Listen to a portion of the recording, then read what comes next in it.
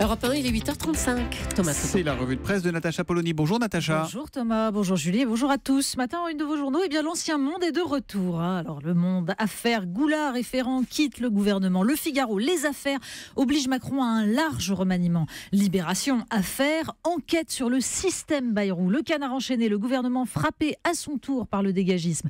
L'Opinion, remaniement, Macron, second départ. Ça c'est un titre optimiste, parce que ça sous-entend qu'il n'y en aura pas de troisième si on utilise le mot second. Ah oui, second, c'est pas deuxième. Mais oui, de fait d'ailleurs, le cas Bayrou est désormais réglé. Alors sinon, aujourd'hui en France, s'intéresse à une autre affaire dans nos cuisines. Électroménager, les petites tricheries des fabricants. En fait, la consommation d'énergie affichée serait sous-évaluée. Après le Dieselgate, le Frigogate et le dessin de rançon montrent un homme scandalisé. Notre frigo consomme plus qu'il ne le laisse croire. Et sa femme, tu parles de toutes ces bières qui disparaissent en ce moment ? On commence avec Sylvie Goulard, avec François Bayrou et des journaux qui, par définition, sont un peu battus, puisque l'annonce du départ de François Bayrou est tombée il n'y a même pas une heure. Mais qui sont quand même très intéressants à lire. Libération nous fournit les détails de l'enquête avec la liste détaillée des députés européens concernés.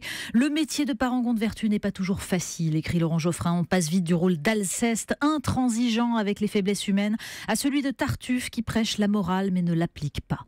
Mais il faut surtout lire dans le Canard enchaîné le récit de la démission de Sylvie Goulard. En réunion mardi matin, elle annonce aux membres de son cabinet son intention de quitter le gouvernement. 2 arguments, les problèmes de santé d'un membre de sa famille et l'enquête sur le Modem.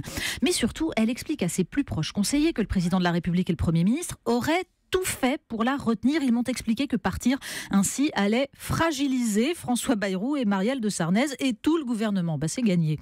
Mais elle leur aurait répondu « Je m'applique le critère d'exigence qui correspond à la vision que je me fais de l'État ».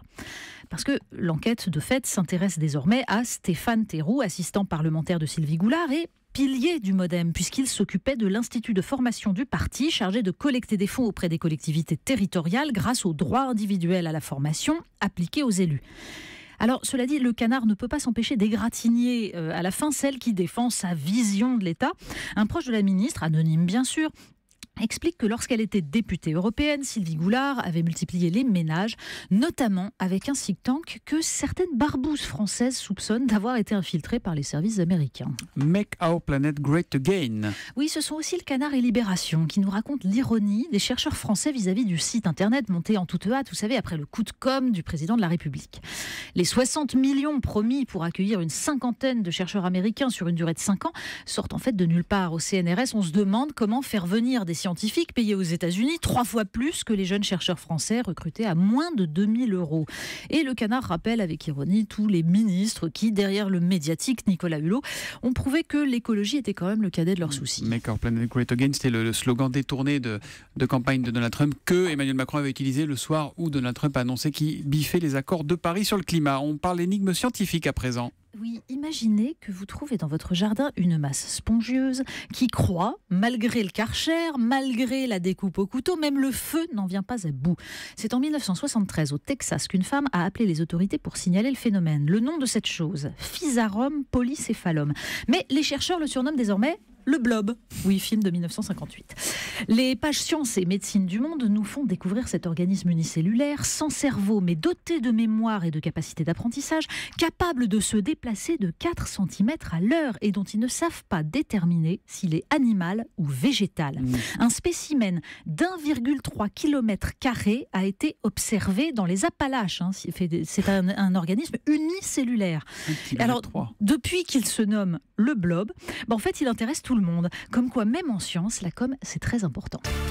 On termine avec une autre forme de blob. Et oui. Le chamallow. Voilà, ça c'est 20 minutes qui nous en parlent. Non, chamallow n'est pas une insulte.